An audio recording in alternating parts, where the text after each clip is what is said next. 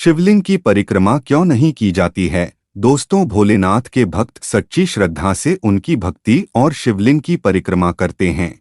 लेकिन क्या कभी आपने सोचा है कि शिव शंकर की शिवलिंग की आधी परिक्रमा ही क्यों की जाती है? बता दें कि शिव पुराण के साथ कई और शास्त्रों में शिवलिंग की आधी परिक्रमा करने का ही विधान बताया गया है। ऐसा करने के पीछे भी कारण है। माना जाता है कि धार्मिक रूप से शिवलिंग को शिव और शक्ति दोनों की सम्मिलित ऊर्जा का प्रतीक माना जाता है।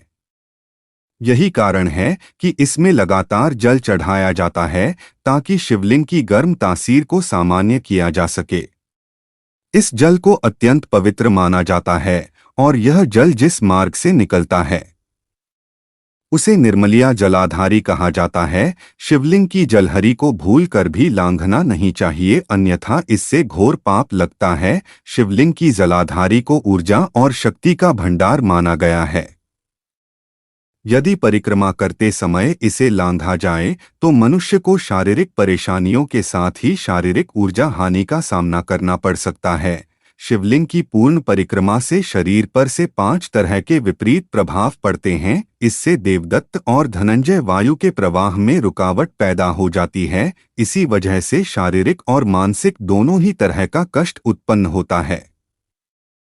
शिवलिंग की अर्ध चंद्रमा प्रदक्षिणा ही हमेशा करना चाहिए। शिवलिंग की परिक्रमा करने से कुछ नियम है। किसी भी देवी देवता की परिक्रमा दाएं ओर से की जाती है, जबकि शिव जी की परिक्रमा बाईं तरफ से की जाती है, जिसके बाद जलाधारी के वापस दाएं ओर से लौटना होता है।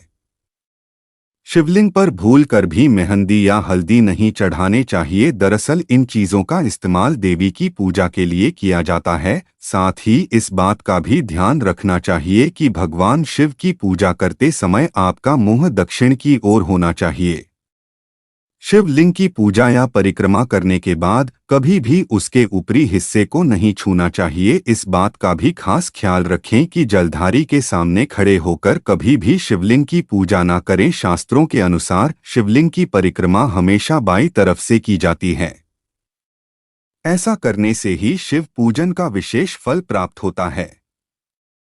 बाएं ओर से शुरू करके जलाधारी तक जाकर वापस लौटकर दूसरी ओर से परिक्रमा करें। कहा जाता है कि कहीं कहीं पर शिवलिंग पर चढ़ाया हुआ जल सीधे भूमि में चला जाता है या कहीं कहीं जलाधारी ढकी हुई होती है। ऐसी स्थिति में शिवलिंग की पूरी परिक्रमा की जा सकती है, यानी ऐसे में जलाधारी को लागने में दोष नहीं लगता। शिवलिंग के महत्व। दोस्तों, शिवलिंग भगवान शंकर का एक अभिन्न अंग है और इसकी दासी बहुत ही गर्म मानी गई है। यही कारण है कि शिवलिंग पर जल चढ़ाने की प्रथा है। मंदिरों में शिवलिंग के ऊपर एक घड़ा रखा होता है जिसमें से पानी की बूंद शिवलिंग पर गिरती रहती है ताकि शिवलिंग की गर्मी को कम किया जा सके और उसमें से सकारात्मक ऊर्जा प्रवाहित हो सके। वैज्ञानिक दृष्टिकोण से शिवलिंग। वहीं अगर वैज्ञानिक कारणों के बारे में बात करें तो शिवलिंग ऊर्जा शक्ति का भंडार होती है और इसके आसपास के क्षेत्रों में रेडियो एक्टिव तत्वों के अंश भी पाए जाते हैं। काशी के भूजल में यूरेनियम के अंश भी मिले हैं। अगर हम भारत की रेडियो एक्टिविटी मैप को देखें तो पता चलेगा कि शिवलिंग के आसपास के क्षेत्र में रेडिएशन पाया जाता है।